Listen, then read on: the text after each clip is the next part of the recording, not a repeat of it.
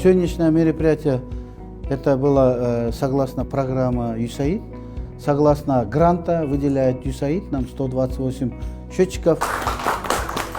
И наша первая задача с установкой этих счетчиков навести порядок потребления электроэнергии наших абонентов.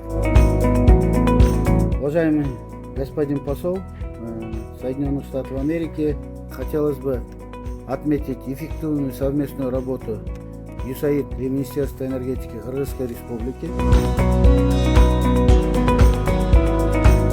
Особенно воодушевляет видеть сотрудничество по вопросам энергетики между Кыргызской Республикой, Узбекистаном, Казахстаном. Я думаю, это подчеркивает именно региональное сотрудничество.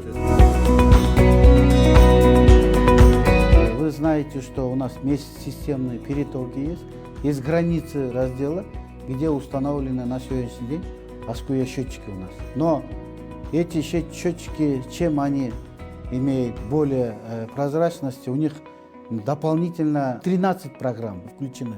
Согласно программе USAID, на сегодняшний день они устанавливают. Вот нам 128 выделено, у нас точек учета.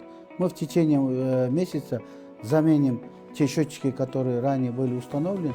Мы хотим вот перетоки полностью закрыть этими счетчиками. Делается для того, чтобы для создания энергетического рынка в Центральной Азии, это каждое государство должно установить эти счетчики.